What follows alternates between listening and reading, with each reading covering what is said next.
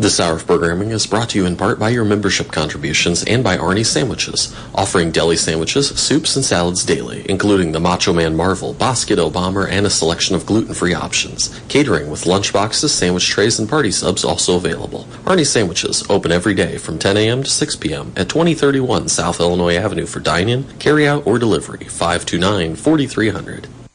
Support comes from Prairie Heart Institute, Southern Illinois healthcare with a chest pain network spanning 10 Southern Illinois communities. The Prairie Heart Institute STAT Heart Program offers treatment when it is needed. To learn more, visit sih.net/prairie. Good Monday morning to you. The time now is 10 a.m. You're listening to WDBX FM Carbondale. The temperature right now is 72 degrees, and hopefully you have an umbrella handy because looks like you're going to need it at least for the next 24 hours. I'm one of your hosts, Amy Fox, as well as our other host, Mr. Gary Williams. Good morning, Amy. Glad to have you back. And we have Michelle Johnson from the American Red Cross this morning. And first off, thanks so much for joining us this morning. Thank you so much for having us. And right now is a really difficult time for the American Red Cross. You're under an emergency appeal right now?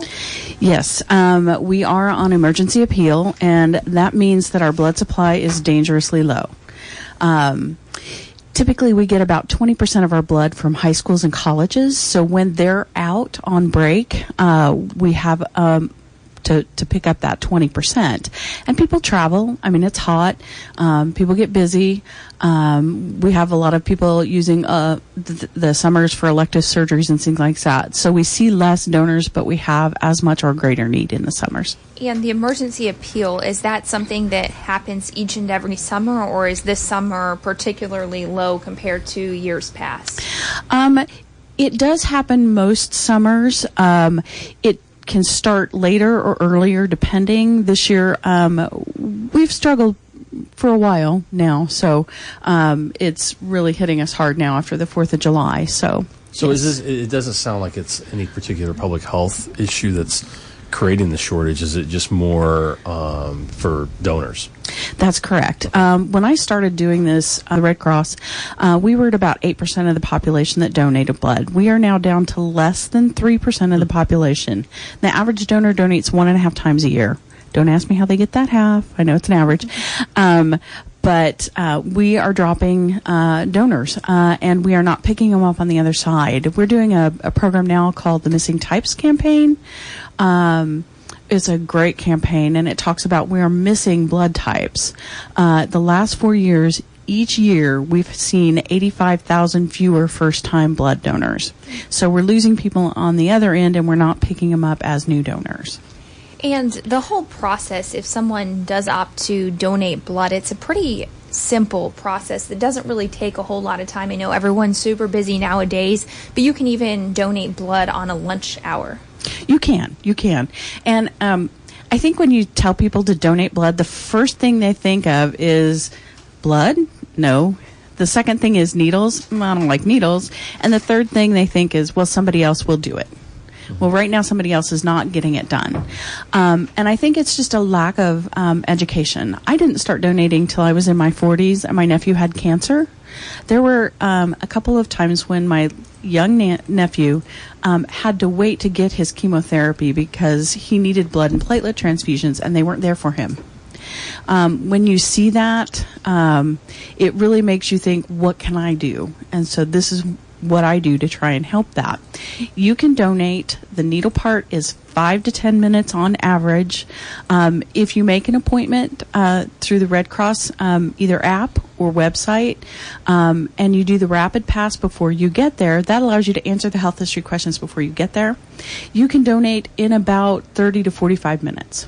And in order to donate, do you have to be a certain age? That's a great question. You do have to be 16 years old. You have to have a photo ID. And if you're 16, you do need a parent's consent form. And you can get that on the Red Cross website. 17 and older can donate with just a photo ID. And if someone is listening this morning and is really on the fence about donating, what should push them over the edge to get out there and donate? less than 3% donate blood. 97% of us will need blood at some point in our lives. We just don't realize. We think it's like you go to Walmart and you want bananas and they're going to be on the shelf. It's like you go to the hospital, you need surgery, you need blood, you think it's going to be on the shelf. Well, at times like right now, it's the supplies are so tight that, we need more people to step up. Just assuming that somebody else is going to do it isn't getting it done right now. And it's so simple. It is so simple. Just prepare like a test. Just eat really good, drink plenty of fluids, and 5 to 10 minutes and you're done. You saved Plus up to 3 lives. You get cookies afterwards, right? Cookies and juice. Exactly. Oh, yeah. So, I'm kind of surprised to hear that the percentage of the population that give blood has went to 8 to 3%. I mean, have you guys done any studies on why that is? That's a big decline. We've lost a lot of our older donors that were real consistent. I think it was a community kind of thing back in the day. Let's talk about back in the day. And I think people are just more busy. And the communities have gotten bigger and there's so much more things to do. And like our smaller communities, we have more people percentage-wise turn out in our smaller communities because it's more of a community kind of thing. But the big cities have so much potential. We also lost a lot because of some exceptions for military that were stationed over in England during the times when they had mad cow. They are indefinitely deferred. So that hit us hard because our military guys, they see the need and they donate. And, people can donate more than once. They have to wait a certain period of time before they can be eligible to donate again. That is correct. You can donate blood every 56 days. Blood can only stay on the shelves for 45 days. So there's a little bit of a gap there too. Now, when you talk about platelets, people need platelets, especially if they've had cancer and they're getting treatments, sometimes just surgeries and things like that. People need platelets. If you're going to donate just whole blood, which you do at a blood drive, it takes 5 people donating to make 1 whole blood transfusion. 5 people. And then we have 5 days to use that. And that includes the time that it takes us to transport it to St. Louis to the testing lab, type it, test it, and send it to the hospital to be transfused. 5 days.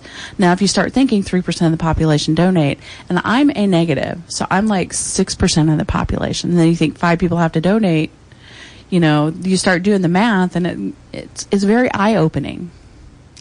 Absolutely. And, as you mentioned, the process is very simple. You can even plan ahead so you have an appointment so you can just walk in and have it done. You don't have to stand in any type of line, fill out any paperwork. You do that all prior to your appointment. So you try to make it as easy as possible. We really do. And we have a donor app now that's super neat because you can actually schedule your appointment through it.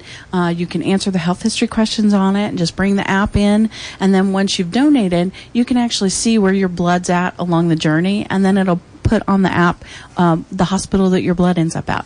Oh, that's cool, because that was one of my other questions. Do the donations stay here locally or get sent out, all across the country? They don't. Well, I don't know about all across the country, but mine travel because I'm A negative, so they go where they're most needed. So if we need them here, they're going to stay here, and then it spreads out depending on where they're needed. What if you were somebody that was donated didn't know your blood type? Will Red Cross let you know after you give blood? You betcha. Okay. You betcha. Just come in. You don't have to know your blood type ahead of time. We type and test it every time that you donate. So it's typed for your blood type every time, and then it's tested again. But yeah, about 4 to 6 weeks after you donate, you should get a donor card. Typically, they come by email, and you'll know your blood type then. And it really seems like it's kind of raising up the next generation and get them in the mindset of donating, starting at the high school level. And speaking of high schools, you actually have a blood drive going on today at Carbondale Community High School, and you do have some other blood drives coming up in Carbondale and Jackson County. Yes, we sure do. We're going to be at Carbondale High School today until 2. We have a student who's doing the blood drive, so come out and support her. She's really sweet. We'll also be at SIU on the 25th from 10 to 2. We'll be in the Renaissance Room in the Student Center, it's down towards, if you're facing the Student Center, it's down toward the left end, the south end. And then on the 26th, we'll be at SIU again in Morris Library. It's a beautiful building. It's a nice place to donate. If businesses, or let's say that there's agencies listening, churches, things like that, are you guys looking for locations to have blood drives? Yes, we're always looking for people to help us out with blood drives, especially this time of the year and around the holidays. We really struggle. Anytime the schools are out, we need businesses especially. And a good blood drive for us is to collect 20 units. That doesn't sound like a lot, but that makes it worth our while to come out and collect blood financially. So if you have enough people that you can sign up, you typically need to sign up about 25 people to get that 20 units, because you're going to have people that can't donate for one reason or another. But yeah, we are always looking for people, and you can go to the Red Cross website and sign up to host a blood drive there, and we'll contact you. And I'm sure in your position you've heard of a lot of stories where these donations have impacted real lives, people in your own backyard. Yes. Well, my nephew definitely needed blood. Mm-hmm. There's a young boy over in Jackson. His dad hosts a blood drive for us twice a year. His son had leukemia, and he had to wait on his first blood transfusion. And I swear, once you see that, it's like, take it from both arms, please. You'll do whatever you need to make sure that doesn't happen to another child or an adult, It's so important. It is so important. And it's one of the last things on the top of people's mind, And there are other ways to get involved in addition to giving blood and platelets. People can also make monetary donations. They can also volunteer with the American Red Cross. So there are other ways to get involved in addition to giving. Yes, ma'am. Let's say you can't donate. Maybe you can host a drive. Maybe you can volunteer at a blood drive. We need people to check in. We need people to hand out those juice and cookies. We're always looking for volunteers. We're always looking for people to host. If you're a business and you want to host a blood drive, or maybe you can't host a blood drive and you want to, say, sponsor a monetary donation, or maybe sponsor some T-shirts for a high school drive or something, you can always do that. We're always looking for any way to encourage people to come donate. Right, and I've seen a lot of your publicity in recent months, and you try to make it fun. I know you had a Game of Thrones theme a couple months ago, and so there's different themes. There's different ways to try to reach different sectors of the communities. Yes, we're trying to do more partnering. Like right now, the missing types, we are partnering, and you can see that on our website with companies, and they drop the A's, the O's, the B's from their logo to support the Red Cross mission of donating blood. And is there a particular blood type that you're in desperate need of, or any and all? Any and all right now, but especially always, every day of the year, O negative, because O negative is, if you're O negative, you're 7% of the population. And you can give to anybody. Anybody can receive O negative. But if you're O negative, you really want to donate, because O negative can only get O negative blood. I see. We always need O negative. And how many people's lives can you save with one donation? That's a great question. You can actually save up to 3 people's lives. So when you sit and think about it, what you're donating to somebody is going to give up to 3 people, holidays, more time with their loved ones. I mean, it's so important. It's so amazing to think. When I get that email telling me what hospital my blood went to, I think, wow, somebody in St. Francis Hospital got my blood and is alive because I took that time out of my day. Mm-hmm. And you just kind of, it'd be amazing to see, that person, but for HIPAA reasons, you can't. But and there's a variety of reasons why someone may need this blood donation, whether they get in an accident, whether they're having some type of routine surgery, whether they're undergoing any type of cancer treatment. So it does serve a lot of different purposes. It really does. And surprisingly, like my dad went in for a colonoscopy and they found a polyp, and 2 days later he needed 2 pints of blood. You know, I mean, you don't think about things like that. I have a blood drive coordinator over in Cape, and she's wonderful. Oh my gosh, she's amazing. She's been hosting blood drives for a long time just because she knew it was the right thing to do. And then she had a baby and needed 2 pints of blood. So it was like she was paying it forward all those years, and then it came back to her. Not the exact blood, but you know, the paying forward.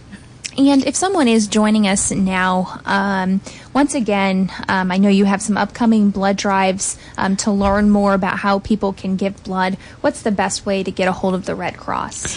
You can call 1-800-RED-CROSS. You can go to redcrossblood.org. If you want to make a donation to, say, a disaster or something, you can go to redcross.org. You can stop by our office over in Cape Girardeau.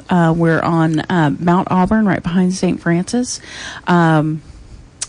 Yeah, we want to make it really easy for you to find us, or download the app and search a blood drive that's coming up. Just put your zip code in. Great. Lots of good information. Michelle Johnson with the American Red Cross, thanks so much for joining us this morning. Thank you, and thanks for letting me gab on. Not a problem. We're going to take a short break and get you some announcements, and we'll be right back.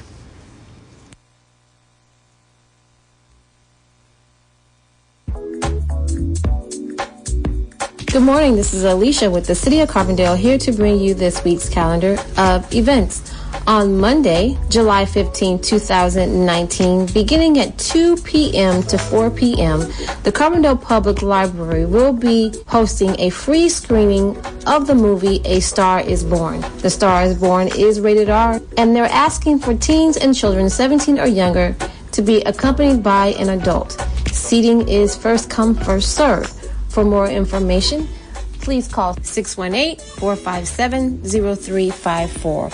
And on Wednesday, July 17, 2019, the Carbondale Main Street's Brown Bag Concert Series continues, beginning at 12 p.m. to 1 p.m. at Town Square Pavilion. And the featured guest is Marcus Lampin. For more information, please go to CarbondaleMainStreet.com. And on Thursday, July 18th, 2019, it's the Sunset Concert Series at Turley Park, beginning at 7 p.m., located at 1010 North Glenview Drive. The genre featured this week is Christone Kingfish Ingram, Soulful Blues by the singer-songwriter prodigy from Clarkdale, Mississippi. For more information, please call 618-536-3393. And on Friday, July 19, 2019, beginning at 7 p.m. to 9 p.m., it's Friday night's Parent-Child Swim at the Carbondale Life Community Center, located at 25 West Sunset Drive. This swim session is for all families to enjoy the heated indoor pool during a time when no lessons or fitness classes are scheduled. Parents are invited to bring their children and spend the evening in the pool. $5 per family of 4. Each additional person is $1. For more information, please call 618-549-4222. For information on these events and others, please visit our website at wdbx.org or carbondaletourism.org, or you can reach us by phone at 618-457-3228. Thank you and have a great week.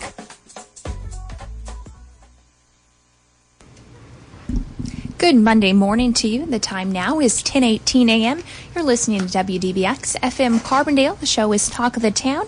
And Gary and I have Natalie Richardson from the SIU Dental Hygiene Program here in studio this morning. Thanks so much for joining us on this rainy day. Good morning. Thank you for having me. And you guys are gearing up for the kid dental clinics. If you want to tell me a little bit about how you guys came up with this idea and how the community can get involved in this program. Absolutely, yes. So we are, like she said, through SIU, and we have been doing this program now for almost 20 years. And during the summertime, we go out here to the local communities, to health departments, churches, summer lunch programs, and we provide preventive services for children ages 3 to 17. So we do provide the dental exam by a licensed dentist, and then we also do cleanings, we do fluoride treatments, and then we do sealants on permanent molars. And like I said, you can come out to any of the locations that we still have left, and we can discuss those here shortly. But like I said, it is for children ages 3 to 17 and covers the preventive services. And why is a program like this so important to the Southern Illinois communities at large?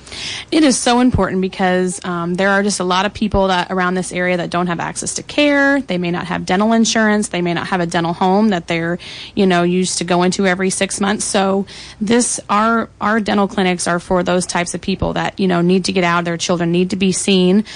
Children, especially ages, are going into kindergarten, 2nd, 6th grade. And there's actually a new requirement this year. Children that are going into 9th grade are required to have a dental exam upon entering school. So our program provides this dental exam. It does fulfill that requirement. And when your child comes to see us that day, we give you that school form that's necessary for them to go to school.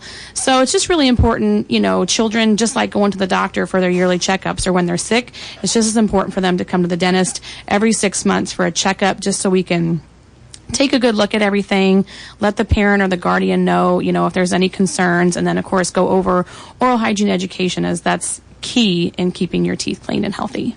And what locations do you have available for families to take advantage of this program? Okay, well, we actually have, we have 5 or 6 days left. This coming Friday, actually July the 19th, we are going to be at the Jackson County Health Department, and that's here in, between Carbondale and Murfreesboro. And then we have 2 more days where we're going to be at the Perry County Health Department, which is located in Pinckneyville, and that's going to be on Thursday, July the 25th, and then also Thursday, August the 1st. Then we will be at the Franklin Williamson Bi-County Health Department, which is the Marion location, which is right there by the airport. That is going to be on Friday, July 26th. Then we're going to be right here in town at the Faith Temple Church of God in Christ, which is located on Marion Street. That is going to be on Tuesday, July 30th. And then our very last day of the summer is going to be Friday, August the 2nd, and we'll actually be back at the Jackson County Health Department here close to town. And do people need to make appointments in order to have their kids seen, or do they just show up the day of? They just show up the day of. It's a first-come, first-served basis. There is a sign-in sheet, so we just see your child according to the time that you signed in. We just go in that order, so no appointment is necessary. Sometimes there may be a wait just depending on how busy we are. We're working as fast as we can, but also still providing that quality care. So there may be a wait. Bring a book, maybe bring some toys for the little ones, something to keep them entertained or busy while we may be behind. And our treatment time is 9 to 2. So we just ask that there's no new patients after 1:30. That just gives us some time to get everyone finished that may have signed in, anytime after lunchtime.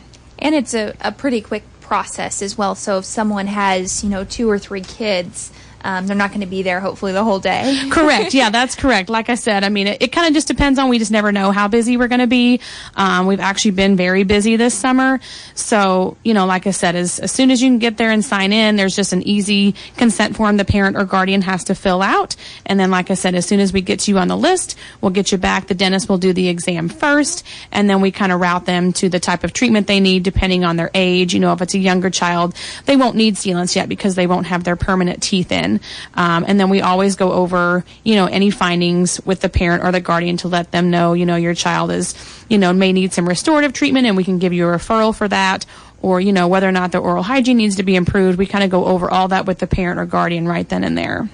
And do the dental hygiene students help out with this entire process then? Yes, that is correct. So we have our incoming senior students. So they're the 4-year students that'll be graduating come May. And so actually they are the ones that do provide the treatment. They will do the cleanings and sealants and provide the fluoride. But then myself, as a licensed hygienist, I will come and check their work before the patient is actually dismissed to make sure that they've done a thorough job and the sealants are placed correctly. And then, like I said, we do have a licensed dentist there as well, and sometimes she will also check the work of the students as well. But we always make sure that we do provide quality care and do a thorough job.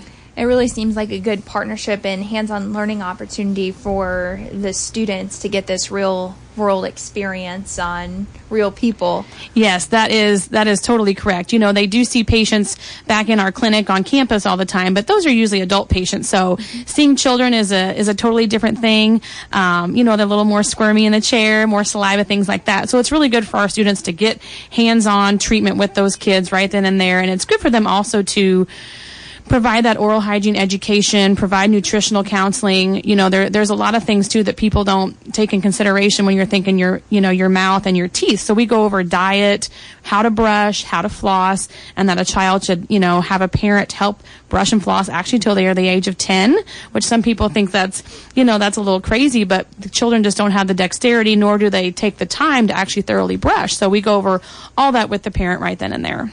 And I know dental care can sometimes be a sore subject for a lot of people because they don't have the funds or they don't have the insurance. So this is a really great way to take advantage of a wonderful resource and make sure your kids' teeth are in good shape heading into the new school year. Yes, absolutely. I mean, we, like you're saying, as far as a parent may be embarrassed, we definitely will not make you feel embarrassed or that you're not doing a good job. We are there to educate not only the parent but also the child. We want their teeth to be healthy. We don't want them to have dental pain. Dental pain is one of the largest reasons why a child is in pain, especially in school. So our job is to not only provide just the treatment, but also provide that education, as we've found that is just key, because there are just so many different elements that, a parent and a child don't realize how to keep the child's health, keep the child's teeth healthy. And it's probably important to start at those younger ages, so when you become an adult, you already, know how to properly brush and floss your teeth and what you can do to maintain. Correct. Actually, it kind of just depends on the dentist that you go to, but what we recommend in our clinic is actually either by the child's first birthday or the first eruption of their tooth, and that just gets them used to the dental environment, the dental chair, the dentist just looking in their mouth with a mirror. So every once in a while, we'll have a parent or a family come in, and they'll have some children that may be under the age of 3. But, if they voice some concern to us, the dentist, by all means, will do what we call a knee-to-knee exam. We just kind of lay the child back. And, of course, it's not going to be, an enjoyment thing for them. But, a lot of times they'll cry, but we're totally used to that. And we would rather look at that child's teeth and tell the parent, yes, they look great, or yes, I do see some concerns here, because cavities can start immediately once the first tooth erupts. That's crazy. I had no idea. Yeah. And if someone is listening this morning and would like to get their child signed up, they just do that the day of the clinic? Right. They would just show up to one of those clinics that was listed. They just show up to that location, and like I said, there'll always be a sign-in sheet, and they will just sign in there. And there's, like I said, there's just a short medical history and consent form that they fill out, and then I will take that. I'm at all the locations, so they'll see me, and then we'll go from there as far as where they are with the sign-up. And then the complete schedule, is there a good website people can go on and see what works best for them? I know that it's been listed on local TV stations, so they could check, I think, with WSIL, KFBS 12 had it on there. The main thing would be they could contact me if they had any questions or concerns. Great. And Natalie, is there anything else you'd like to mention, maybe if we forgot to ask you? I don't think so. Like I said, oral hygiene education is the most important thing, and no matter the child's age, like I said, starting by their first birthday or first erupted tooth, we want to be seeing them. So prevention is key. We would rather look at something small than, your cavity get too large and it's too late to do treatment for that. Great. Lots of good information. You learn something new every day. That's right. Natalie Richardson with the SIU Dental Hygiene Program. That does it for us. We hope you have a wonderful Monday, and don't forget those umbrellas.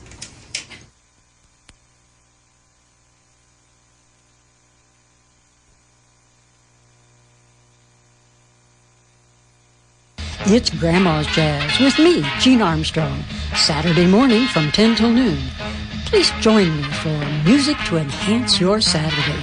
That's Grandma's Jazz, 10 a.m. Saturday on WDBX Carbondale, 91.1 FM, and streaming live at WDBX.org. Support comes from Work Care, providing pre-employment physicals, drug testing services, injury management, OSHA exams, wellness and prevention service. Learn more at workcarereadywell.com.